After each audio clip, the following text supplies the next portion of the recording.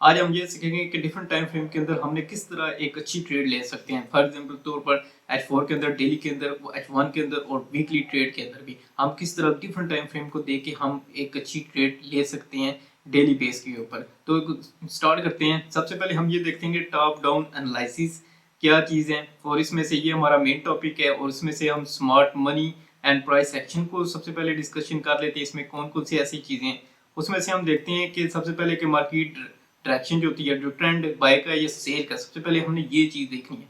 Second के ऊपर हमने देखना है सप्लाई एंड डिमांड के लेवल को देखना है और उसके ऊपर ट्रेड करनी है। थर्ड के ऊपर हमने देखना है लिक्विडिटी जोन, कौन सा ऐसा जोन है जिसके ऊपर हम सही तरह से ट्रेड कर सकते हैं। फिर हमने चेक करनी है ट्रेड अपॉर्चुनिटी के अब हम इंटर हो सकते हैं मार्केट में या नहीं हो सकते। इस तरह हम डिफरेंट पॉइंट लेवल को देख के हमने ट्रेड पकड़नी है। अब हम चेक करेंगे टॉप डाउन एनालिसिस।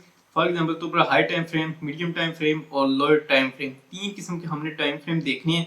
फिर उसके ऊपर हमने डिसाइड करके ट्रेड बाय या सेल करनी है। अब फॉर एग्जाम्पल के तौर पर हम ये नॉर्मली देखते हैं चार्ट के अंदर कि बहुत सारे लोग इस तरह टॉप डाउन और लोअर की एनालाइज कर रहते हैं, और मैं आपको ये बता दूं कि ये टोटली गलत तरीकाकार है। इस तरीके से आपने ट्रेड नहीं करनी, ना इस तरह के से हम डिफरेंट किस्म के टाइम फ्रेम देखने हैं।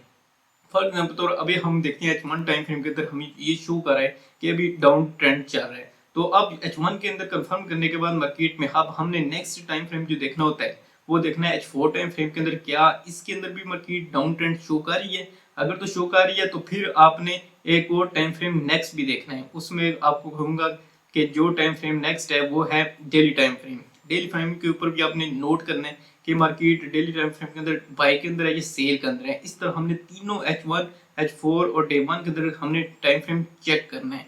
तो अब इसको करने के बाद फिर हमने मल्टी टाइम फ्रेम की एनालाइज भी देखनी है, डेली के अंदर, वीकली के अंदर कितनी है, हाई टाइम फ्रेम हमने देखना है ये की लेवल है। सबसे पहले हमने इन चीजों को देख के फिर हम बाय सेल की ट्रेड कर सकते हैं। अब बता देता हूँ कि मल्टी टाइम फ्रेम के अंदर हम ये भी देखते हैं, H4 के अंदर भी देखते हैं, H1 के अंदर भी हमने एनालाइज करनी है। मीन्स के इसमें से मार्केट ट्रेंड को देखना है, सप्लाई डिमांड को देखनी है, मार्केट जोन को देखना है, ट्रेडिंग एंट्री भी, ये चीज आपने नजर में रखनी है। और आपने बड़े टाइम फ्रेम से लेके छोटे टाइम फ्रेम तक सबको देखना है, डेली और वीकली हो गया, और लोअर टाइम फ्रेम के ऊपर ही आपने जाना है। फॉर एग्जाम्पल तो भाई हम देख सकते हैं 5 मिनट के अंदर भी जाना है और 15 मिनट के अंदर भी आपने ट्रेड कंफर्मेशन के लिए अब दोनों छोटे टाइम फ्रेम को हमने देखना है, तभी हमने बाय या सेल की एनालाइज करनी है। इस तरह हमने मल्टी टाइम फ्रेम की एनालाइज करके हम एक अच्छी ट्रेड पकड़ सकते हैं। अब चार्ट की मदद से देख लीजिए, वीकली का टाइम फ्रेम है तो इसमें से हम देख रहे हैं कि डिफरेंट किस्म के ये चार्ट अभी डाउन शो कर रहा है कि ओवरऑल अगर हम ट्रेंड देखें ये डाउन शो कर रहा है। इसकी मजीद कंफर्मेशन के लिए ये देखें कि हमें सपोर्ट एंड रेजिस्टेंस की जो लेवल है, जो हाई लेवल ये ऊपर शो हो रहे हैं और सपोर्ट के ये नीचे लेवल शो हो रहे हैं। ये दो किस्म के हमने ये नजर में रखने होते हैं कि जब भी ट्रेड करें कि तो सपोर्ट और रेजिस्टेंस के मार्केट की हाई लेवल कितना है और लो लेवल जो इतना कितना है, इसको देख के हमने नेक्स्ट इसकी बाय ट्रेड सेल करनी है। अब हम देख लेते हैं कि डेली टाइम फ्रेम के अंदर भी हम सपोर्ट एंड रेजिस्टेंस देख लेते हैं। क्या डेली टाइम फ्रेम और वीकली टाइम फ्रेम की एनालिसिस सेम शो करिए, किसी ने breakout support and resistance level को तो नहीं किया हुआ।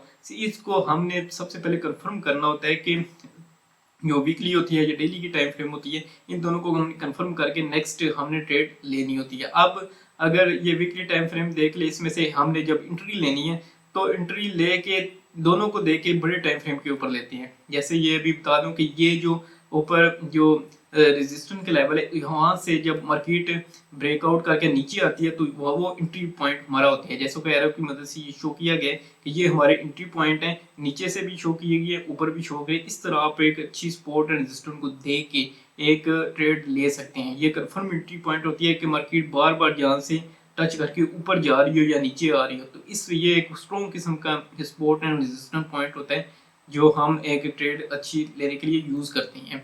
अब हम नेक्स्ट देख लेते हैं, ये डेली टाइम फ्रेम है, इसको भी सपोर्ट एंड रेजिस्टेंस को अपने लाजमी ध्यान रखना है। जैसे कि अगर सपोर्ट एंड रेजिस्टेंस जो लेवल होते हैं वो हाई लेवल के होते हैं, वहां से आप बाय या सेल एंट्री के ज्यादा चांस होते हैं कि वहां से मार्केट मूव कर सकती है बैक की तरफ। फॉर एग्जाम्पल तो पहले डाउन की तरफ आ रही थी तो अब बैक की तरफ जा रही है। तो मुझे उम्मीद है ये वीडियो आपको अच्छी लगी होगी। कमेंट, शेयर, लाइक और सब्सक्राइब मेरे यूट्यूब चैनल को लाजमी कीजिएगा। मिलता हूँ नेक्स्ट वीडियो में। बाय।